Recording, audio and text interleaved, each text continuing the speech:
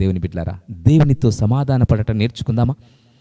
దేవుడు బాధతో అంటున్నటువంటి మాట, ఈ ప్రజలు నోటి మాటలతో నా యొద్దకు వచ్చుచున్నారు, పెదవులతో నన్ను గణపరచుచున్నారు, కానీ తమ హృదయమును నాకు దూరము చేసుకున్నారు. మరి నీ హృదయం దేవునికి దూరంగా ఉందా, దగ్గరగా ఉందా? నిన్ను నీవు ఈరోజు పరిశీలన చేసుకో.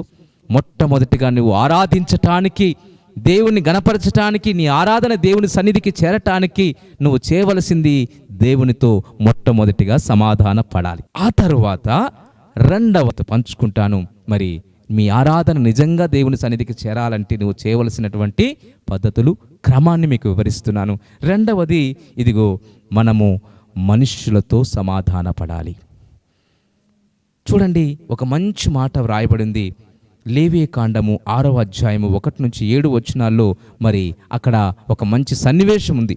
ఆ సన్నివేశంలో మరి తాను దోచుకున్నటువంటి సొమ్ము బలాత్కారము చేత అపహరించింది, తనకు అప్పగింపబడింది, అబద్ధ ప్రమాణము ద్వారా పొందిన యావత్తూ తిరిగి చెల్లించాలి.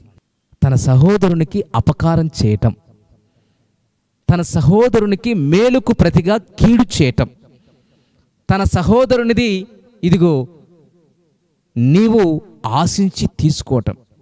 దేవుడు ఆజ్ఞలిచ్చాడు, నీ పొరుగువానిది ఏది కూడా నీవు ఆశించకూడదు. మరి అలాంటిది నువ్వు ఆశిస్తే అది ఏమవుతుంది? క్రమాన్ని తప్పినట్టుగా, క్రమాన్ని తప్పి నీవు అతిక్రమము చేసినట్టుగా దేవుడు ఎంచి పాపిగా మరి నిన్ను తీర్పు తీరుస్తాడు. మరి మన పొరుగు వారిని, మన సహోదరునిది ఏది కూడా ఆశించకూడదు అని చెప్పినటువంటి దేవుని మాటలను అతిక్రమిస్తే అక్కడ నెలకొనేది సమాధానం కాదు, సహోదరుల మధ్య అసమాధానం. ఈ అసమాధానంతో ఇద్దరి మధ్య దూరం పెరిగిపోతుంది. ఎందుకంటే దేవుని ఆత్మ మరి జీవించేటువంటి ప్రతి మనుష్యునిలో ఉంది.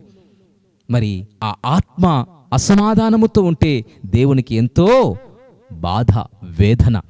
మరి నీ సహోదరునితో నువ్వు కావలసింది, నువ్వు చేయవలసింది ఇదిగో సమాధాన పడటం, సమాధాన పడటం. మనము ఎప్పుడైతే దేవుని సన్నిధానమునకు, బలిపీఠము సమీపిస్తూ ఉన్నామో, దేవుణ్ణి స్తుతించడానికి సిద్ధపడి దేవుని పాదాల చెంతకు వస్తున్నామో, మొట్టమొదటిగా మరి నీవు దేవునితో సమాధాన పడ్డావు.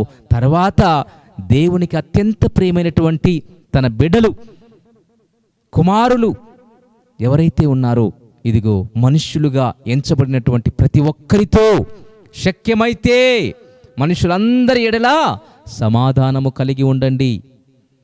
అతి ముఖ్యంగా నీ సహోదరునితో సమాధానం కలిగి ఉండాలి. సహోదరుడు ఒక తల్లి ఉదరము నుంచి వచ్చినటువంటి వారు.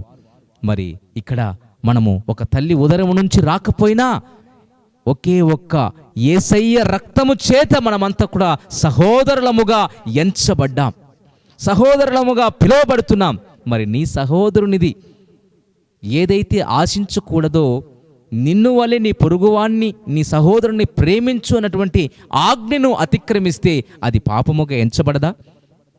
100% అది పాపముగా ఎంచబడుతుంది. నీ సహోదరుని గాయపరిచిన, నీ సహోదరుని మనస్సును నీవు ఇదిగో మరి గాయపరిచిన, వేదన గురి చేసిన అది హత్యతో సమానమని ప్రభువు చెప్తూ ఉన్నాడు.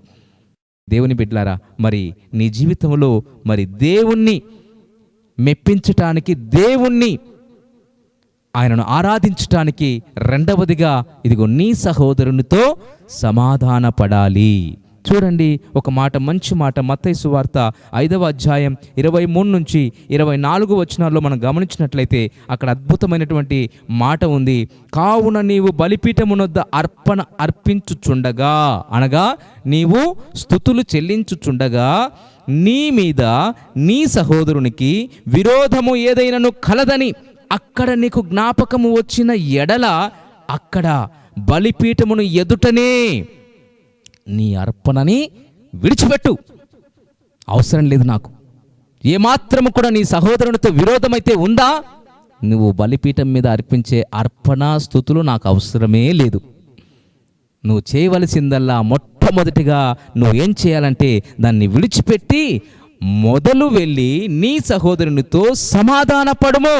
అటు తర్వాత వచ్చి బలిపీఠము ఎదుటనే నీ అర్పణను అనగా నీ స్తుతులను అర్పించు. ఇది ఖండితంగా దేవుడిస్తున్నటువంటి ఆజ్ఞ. ఇది ఖండితంగా దేవుడిస్తున్నటువంటి ఆజ్ఞ. నీ సహోదరునితో నీకు విరోధము ఉంటే నీ అర్పణ బలిపీఠము ఎదుటనే నువ్వు విడిచిపెట్టి ముందుగా వెళ్ళి నీ సహోదరునితో సమాధానపడి ఆ తర్వాత వచ్చి ఇదిగో నీ అర్పణ నాకు అర్పించు. అప్పుడు నేను దాన్ని ఆగ్రానిస్తాను. నాకు మహిమ అప్పుడు కలుగుతుంది. కానీ నీ సహోదరునితో అసమాధానంగా ఉండి, నీ సహోదరునితో గొడవ పడుతూ, నీ పొరుగు వారితో ఎప్పుడు కూడా జగడమాడుతూ గొడవ పడుతూ అసమాధానంగా ఉంటూ వచ్చి నన్ను ఆరాధిస్తే నేను ఏమాత్రము నీ ఆరాధనను ఆగ్రానించలేను. అది నాకు ఇంపైన సువాసన కానే కాదు.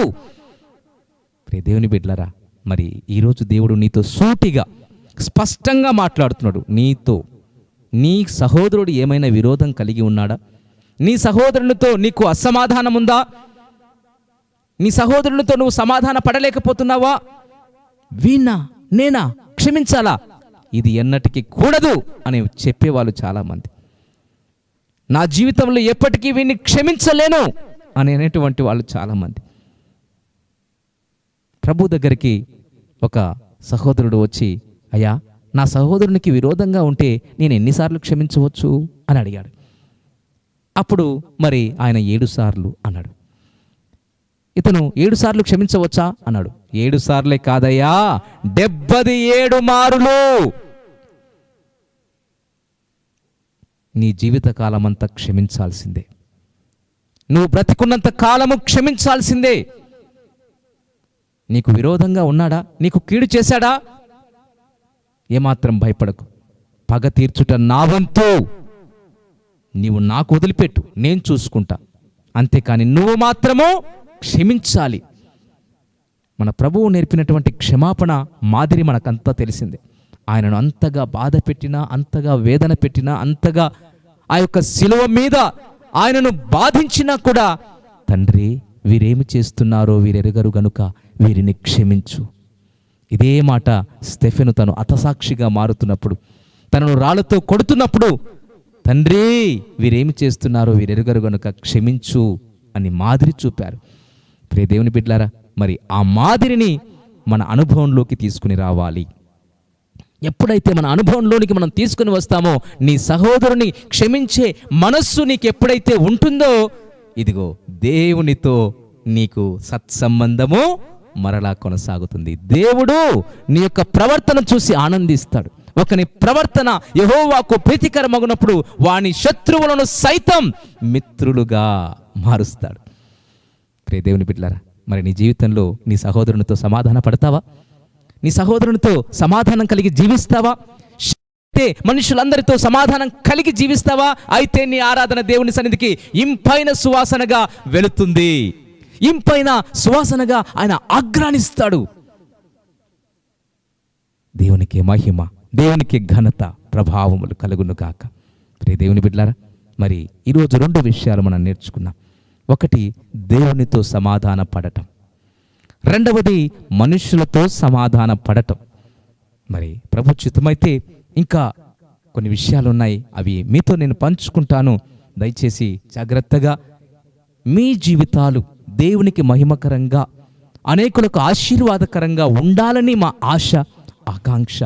ప్రతి ఒక్క జీవితము, ప్రతి ఒక్క కుటుంబము కట్టబడాలి, క్రీస్తు సారూప్యములోనికి మలచబడాలి అని మా ఆకాంక్ష. ప్రభువు రాకడ కొరకు మనమంతా కూడా సిద్ధపడాలి అన్నది మా యొక్క ఆకాంక్ష.